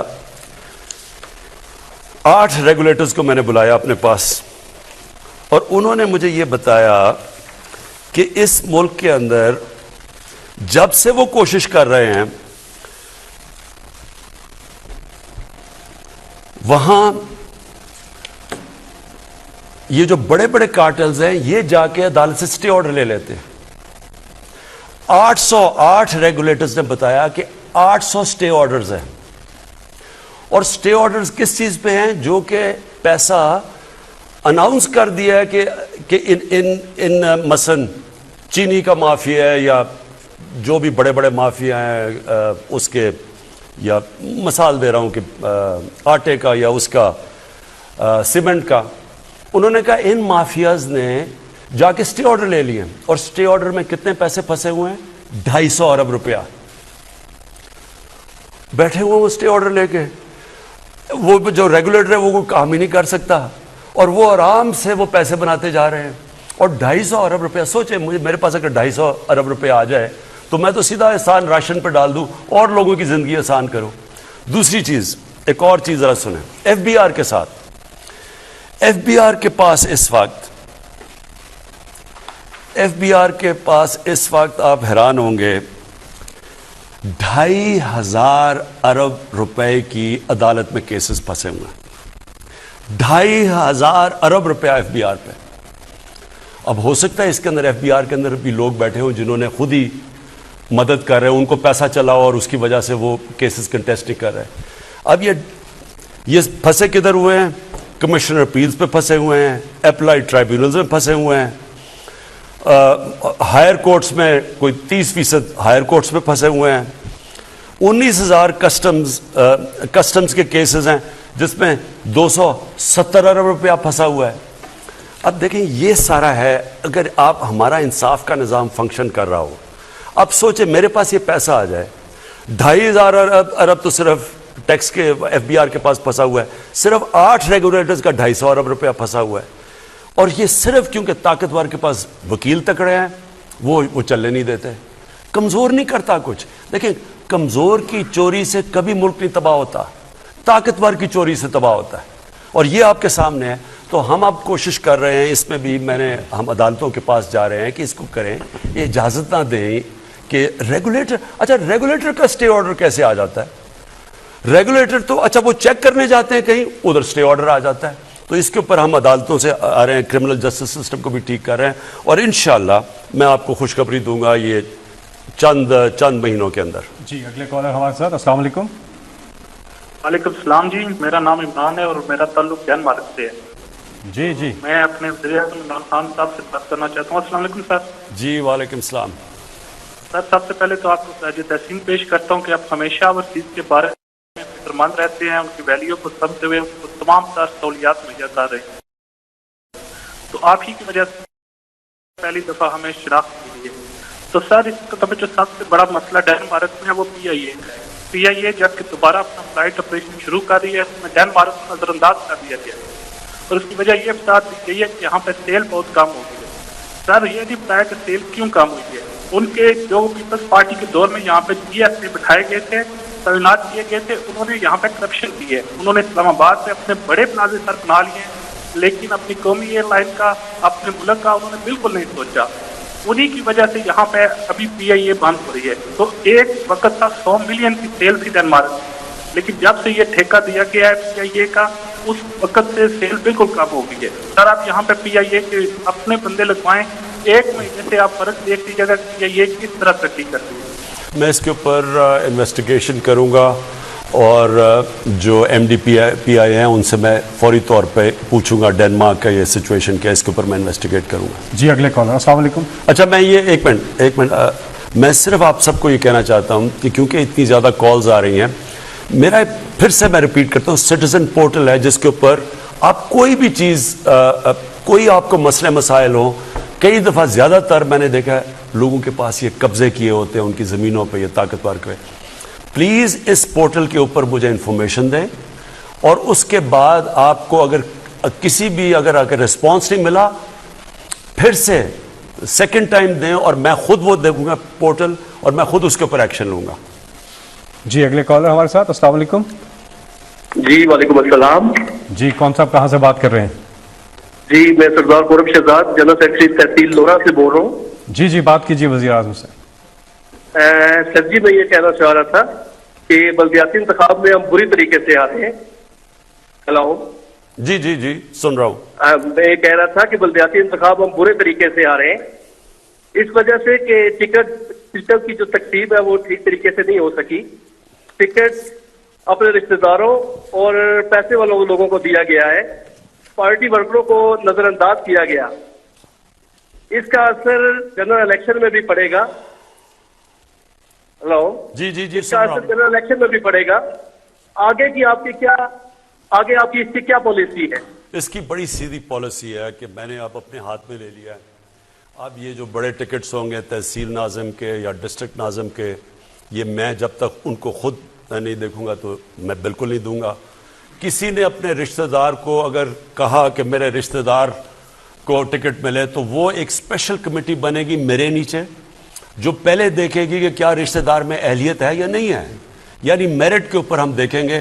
اور اب اس طرح جو آپ بالکل آپ کی بات ٹھیک ہے, ٹکٹس غلط دیے گئے اور وہ بدقسمتی سے کیونکہ بڑا جلدی الیکشن کروایا گیا, مجھے ٹائم نہیں ملا اور ہمیں رزلٹ اچھا نہیں آیا. حالانکہ ہمارا ووٹ بینک انٹیکٹ ہے, آپ اگر دیکھیں ووٹ کتنی پڑی ہے, لیکن کیونکہ ٹکٹس نہیں دیا اور ہمارے اپنے لوگ کھڑے ہو گئے ان کے خلاف تو تحریک انصاف سے لڑ پڑی جس کی وجہ سے نقصان ہوا. یہ آگے نہیں ہوگا. جی ایک سوشل میڈیا پہ کسی نے کہا کہ امپورٹڈ موبائل فونز جو ہیں ان پر ٹیکس جو ہے اس بہت زیادہ ٹیکس ہے. کیا پاکستان میں آئی ٹی اور ڈیجیٹل گروتھ کو یہ چیز روکے گی نہیں؟ دیکھیں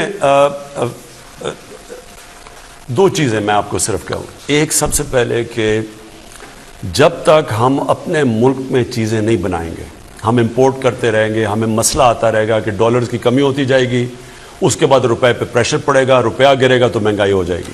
اس لیے ہماری پوری کوشش ہے کہ میڈ ان پاکستان میں چیزیں بنیں. اب دیکھیں یہ جو میں نے کپڑے پہنے ہوئے یہ سارے میڈ ان پاکستان ہیں, میں کوئی باہر کے کپڑے نہیں پہنتا. اور میری کوشش یہ ہے کہ ہم ہر چیز اپنے ملک میں بنائیں. سب کچھ بن سکتا ہے پاکستان میں. ہمیں ایک ٹریڈنگ ملک بنا دیا گیا تھا, ساری چیزیں جو بھی ہو جی باہر سے امپورٹ کر لو, اپنی انڈسٹری کو ڈیولپ نہ ہونے دو. تو ہم چاہتے ہیں یہاں موبائل فون بنے. ہم اتنا زیادہ پیسہ خرچ کرتے ہیں باہر سے موبائل امپورٹ کرنے سے, اور جب ہم یہ ڈیوٹیز ہائی کریں گے تو یہاں موبائل کمپنیز انٹرسٹڈ ہیں پاکستان میں. مثلا سیمسنگ میرے خیال میں آ گئی ہے, انہوں نے پاکستان میں موبائل بنانے شروع کر دیے.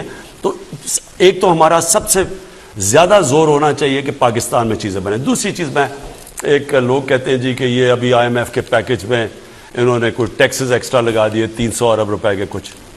دیکھیں یہ بھی آپ کے لیے سمجھنے کی چیز ہے. ہماری پوری یہ IMF کا بجٹ نہیں ہے, اس میں ہماری کوشش کیا ہے.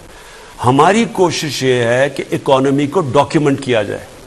پہلے ہم جب ایگزیمپشنز دیتے تھے اور جب ہم ایگزیمپشن دیتے ہیں کہ جی انڈسٹری زیادہ تیز آگے بڑھے تو اس کو ہم ایگزیمپشن دیتے ہیں ٹیکس سے, ہمیں پتہ چلا کہ اس کی وجہ سے بہت زیادہ لوگ ٹیکس چوری کر لیتے ہیں.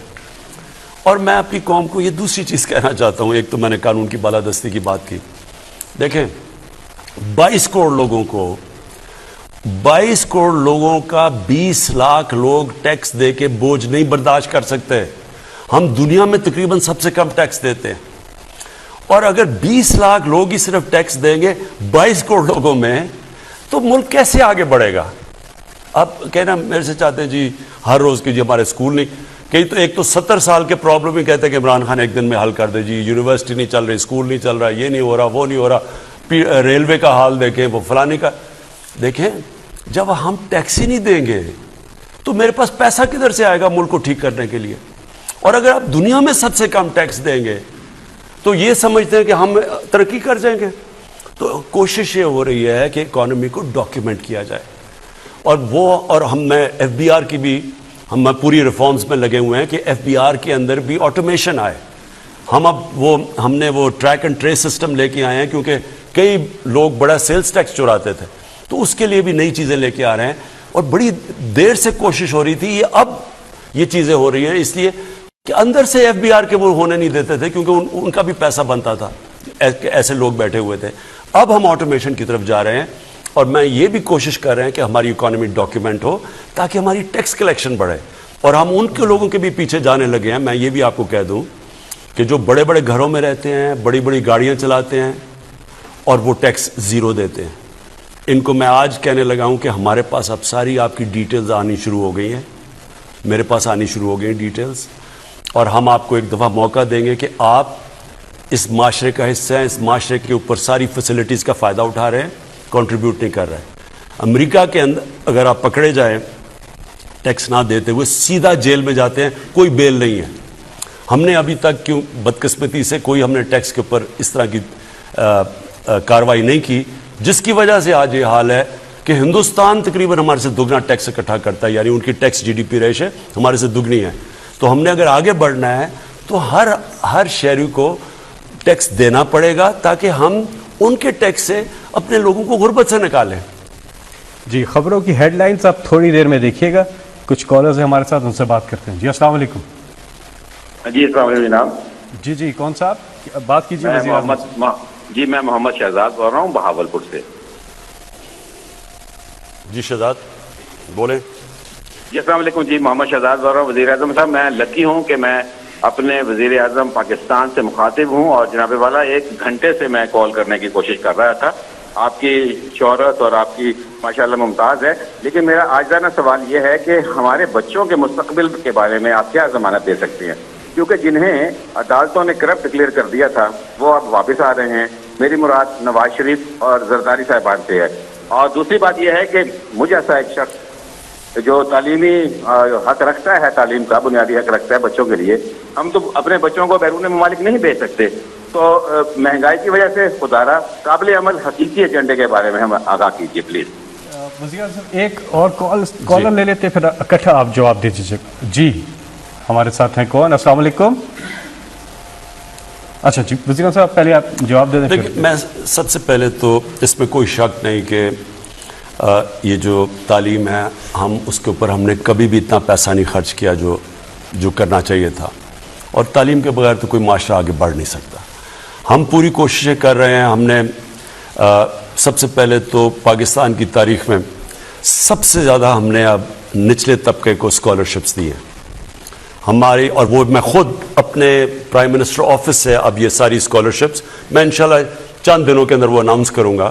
تقریباً 60 لاکھ اسکالرشپس ہیں, اور یہ میں سارا سینٹرلائز کر رہا ہوں اور دیکھ رہا ہوں کہ یہ میرٹ پہ دیے جائیں گی. اور مقصد ہی یہ ہے کہ وہ جو ہمارا طبقہ اعلیٰ تعلیم نہیں حاصل کر سکتا ان کے لیے اسکالرشپس دیے جائیں. 47 ارب روپیہ ٹوٹل ان اسکالرشپس پہ ہے جو ہم خرچ کر رہے ہیں. اور ہم نے ایک اور کام کیا. دیکھیں ہمارے 3 سسٹم چلے گئے تعلیم کے. ایلیٹ کے لیے وہ انگریزوں کا بنایا ہوا سسٹم تھا, جو تھوڑے سے لوگوں کے لیے انہوں نے اپنی نوکری اپنی ہندوستان پہ حکومت کرنے کے لیے جو انگلش میڈیم ایجوکیشن بنایا تھا وہ اوپر کے امیر لوگوں کے لیے ہے. اس کے بعد ہے عام لوگوں کے لیے اردو میڈیم, اور پھر ایک دینی مدرسے, ایک اور سسٹم چل رہا ہے. کہیں بھی دنیا میں 3 قسم کے سلیبس ایک ملک میں نہیں چلتے. لہٰذا ہم نے یہ پہلی دفعہ بڑی مشاورت کے بعد, اور اس میں بھی ابھی ہمیں اس کے اصلاحات کرتے رہیں گے, امپروو کرتے رہیں گے, ایک سلیبس لے کے آئے ہیں سارے ملک میں کلاس 5 تک. یہ بڑی دیر لگی ہے, اور یہ میں اس لیے کہہ رہا ہوں مشکل کام ہے کیونکہ 74 سالوں میں ایک غلط سسٹم پھیل چکا ہے جس میں عام آدمی کو موقع ہی نہیں ہے اوپر آنے کا. تو ہم اس کو ٹھیک کر رہے ہیں, پہلے کلاس 5 سے شروع کر رہے ہیں. لیکن آپ کی بات بالکل ٹھیک ہے, جب تک ایک ہم اپنے بچوں کو اچھی تعلیم نہیں دیں گے اور دوسرا ان کی تربیت نہیں کریں گے, اس کے لیے ہم نے نبی کی سیرت کی کلاسیں 8, 9 اور 10 کے اندر ہم خاص طور پہ سیرت کی کلاسز دے رہے ہیں, یعنی سلیبس کے طور پہ. مقصد ایک ہی ہے کہ ہم اپنے بچوں کو بتانا چاہتے ہیں کہ ان کی زندگی سے سیکھو جو ہمیں حکم ہے قرآن کے اندر. اور اگر آپ نے ایک بڑا انسان بننا ہے تو دنیا میں تو ان سے بڑا انسان آیا ہی نہیں, اور اس لیے اللہ نے کہا کہ ان کی زندگی سے ان کی سنت پہ چلو. تو ہم اپنے بچوں کو یہ ایجوکیشن دینا چاہتے ہیں صحیح معنی میں, یعنی پوری ایجوکیشن دینا چاہتے ہیں. وہ سائنس پڑھے, ٹیکنالوجی پڑھے, سب کچھ پڑھے, انگریزی بھی سیکھے, لیکن نبی کی سیرت ضرور پڑھے. کوئی کسی زبردستی نہیں ہے دین میں, ہمیں نہیں پتا کہ وہ کون سیکھتا ہے یا نہیں, لیکن معاشرہ ہم اپنی ذمہ داری پوری کریں کہ بچوں کی کوشش کریں صحیح معنی میں تربیت کرنے کی, کیونکہ اس وقت بہت بڑا ہمارے بچوں کے اوپر پریشر ہے. موبائل فون کی وجہ سے بڑی ہمارے نہیں دنیا کے اندر بڑے مسئلے آ رہے ہیں. تو ہم نے یہ سوچا تھا کہ ہم ان کی جتنی اچھی تربیت کریں گے, وہ یہ جو مسئلے ان کے آ رہے ہیں وہ ان کا مقابلہ ہی تب کریں گے جب ہم ان کو صحیح تعلیم دیں. جی اگلے کال ہے. السلام علیکم. جی وعلیکم السلام.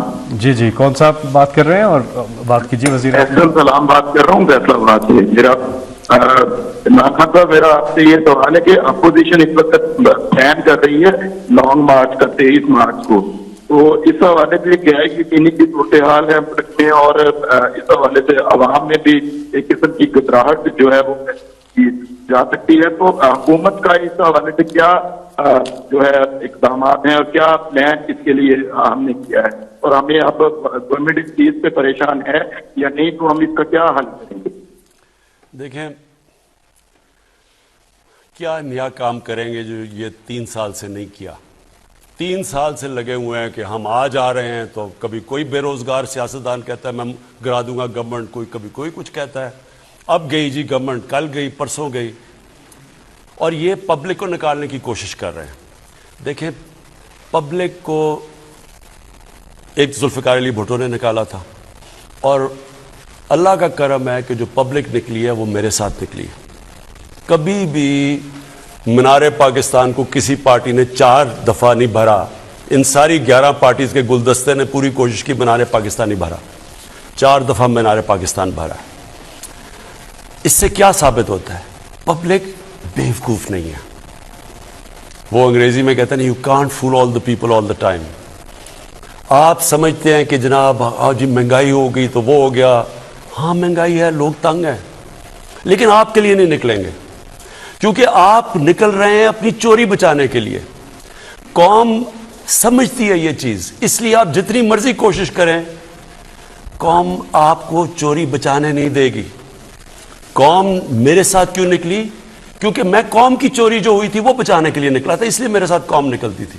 آپ اپنی چوری بچانے کے لیے نکل رہے ہیں کہ مجھے بلیک میل کریں گے کہ جی اتنے لوگ سڑکوں کے اوپر آگے جو اچھا جی عمران خان چلا جائے.